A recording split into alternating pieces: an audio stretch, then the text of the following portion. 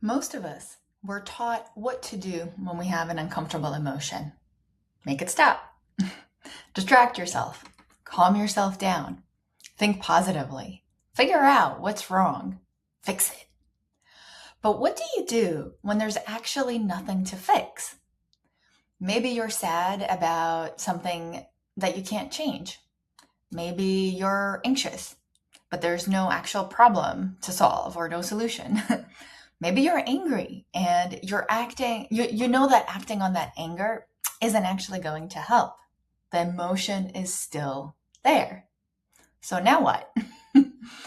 Throughout the series, we've talked about understanding what emotions are, identifying what you're actually feeling, and deciding whether you need to do anything about it.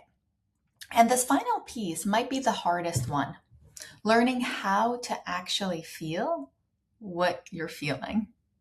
Because a lot of us really struggle with this. We distract ourselves, we overthink, we try to talk ourselves out of the feeling because we think there's something wrong with it. We tell ourselves we shouldn't feel this way, or we become so focused on making the emotion go away that we end up fighting it and ourselves in the process. But emotions naturally change. They rise, they peak, and they eventually come back down. I sometimes think of it like a crying baby. If you've ever watched a baby cry, eventually they wear themselves out. The crying changes, their breathing changes, and their body settles. And our emotions can be like that too. But when we struggle against an emotion, like I don't want to feel this, I shouldn't feel this way, how do I make this stop? The emotion itself becomes only part of our experience because now we're also experiencing our struggle with the emotion, which brings us more pain and more suffering. But instead, we can practice witnessing it. Okay, this is sadness. Where do I notice it in my body? What does it actually feel like? Can I give it a little room to be here without needing it to change or turn into something else? And that's also mindfulness. We're not trying to convince ourselves that we like the feeling. We're not resigning ourselves to feeling this way forever.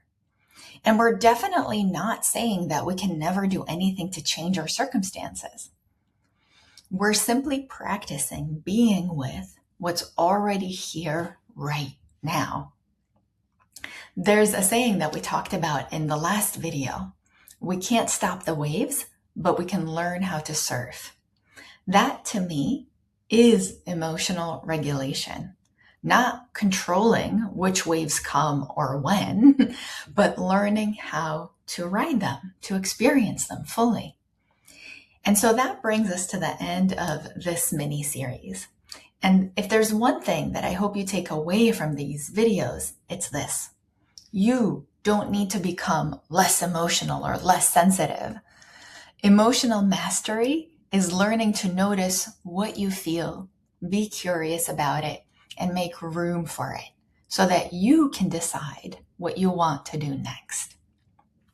And if you want to practice this rather than just understand it intellectually, my free emotional expansion toolkit is linked below.